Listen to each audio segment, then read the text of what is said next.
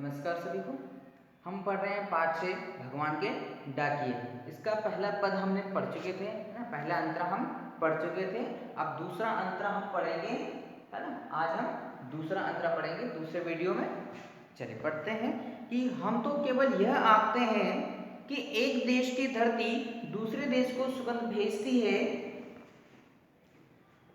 और वह सौरभ हवा में तैरते हुए पक्षियों की पांखों पर तीरता है और एक देश का भाग दूसरे देश में पानी बनकर गिरता है ना।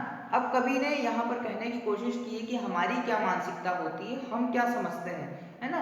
बादलों से और पक्षियों से हम क्या समझते हैं कि जब बादल एक देश से दूसरे देश में आता है, पक्षी एक देश से दूसरे देश में आते जाते हैं, तो उनका क्या मतलब हम लोग निकालते हैं, हम मनुष्य क्या निकाल पाते हैं, है ना। जो उनका संदेश जो हमें समझना चाहिए था वो हम समझ नहीं पाते, लेकिन फिर भी जो संदेश हम समझते हैं वो क्या होता है कि हम तो केवल यह आंकते हैं कि एक देश की धरती दूसरे देश को सुगंध भेजती है ना।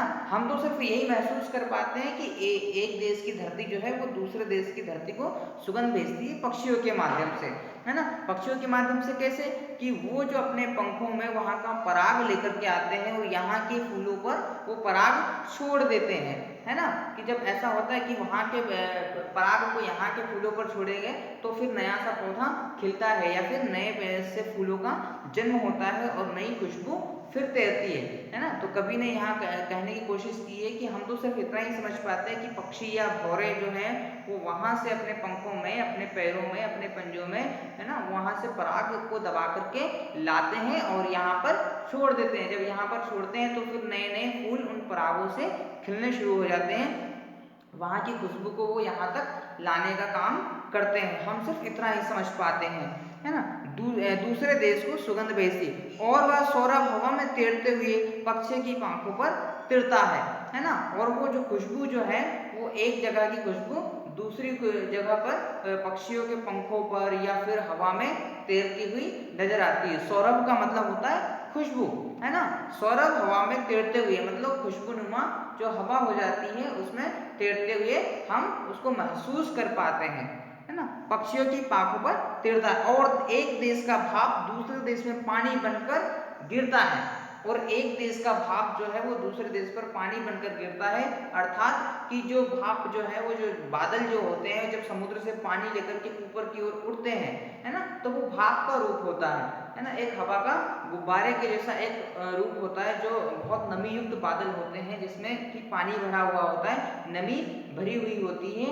जब वो समुद्र से पानी लेकर के ऊपर की ओर उड़ता है और दूसरे देश में जाता है तो हम उन बादलों को चलते हुए देख सकते हैं, हम उन बादलों को महसूस कर सकते हैं कि ये अब बादल जो है समुद्र से पानी भर करके अब हमारे क्षेत्र में आ गया है या हमारे देश में अब बरसने के लिए आ गया है। हम सिर्फ इतना ही देख पाते हैं कि एक जगह का बादल अब दूसरी जगह पे जा रहा है या दूसरी जगह पे बरस रहा है ना। हम इतना ही समझ पाते हैं, लेकिन जो बादल जो संदेश देना चाह रहा है वो संदेश हम समझ नहीं पाते। हम सिर्फ भौतिक वस्तुओं को ही समझ पाते हैं, है ना। लेकिन उनका अंतर्मन क्या है, उनकी संवेदनाएं क्या है, उनका विचार क्या है वो हम समझ नहीं पाते। भौतिक वस्तुओं से मतलब है या भौतिक विचारों से मतलब है कि जिन चीजों को हम देख सकते हैं या छू सकते हैं, है ना। बादलों को हम देख सकते हैं, पक्षियों को हम छू सकते हैं, है ना।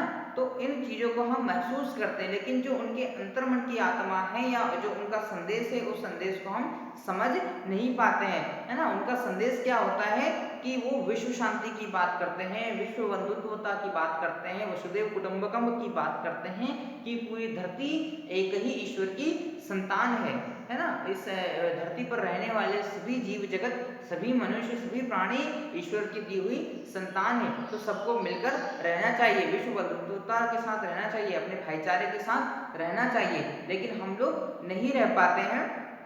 हम लोग अपनी छोटी छोटी सीमाओं में बंधे हुए हैं और आपस में छोटे छोटे एरिया, छोटे छोटे क्षेत्रों को लेकर के हम लड़ते रहते हैं या अपने लाभ हानि को लेकर के लड़ते रहते हैं। इस बात से परे है बादल और पक्षी, है ना। इन बातों से उन्हें कोई मतलब नहीं है। बादल और पक्षी को ईश्वर के जो डाकिए हैं उन्हें इन चीजों से लड़ाई भिड़ाई से कोई मतलब नहीं है। वो अपना संदेश देने की कोशिश करते रहते हैं ना। यदि मान लो बादल रुक जाए तो क्या पानी गिरेगा, है ना, बिल्कुल नहीं गिरेगा, है ना। ना। यदि बादल समुद्र से भाप बना करके पानी को अगर अपने साथ लेकर के नहीं आए तो क्या हमारे क्षेत्र में वर्षा होगी?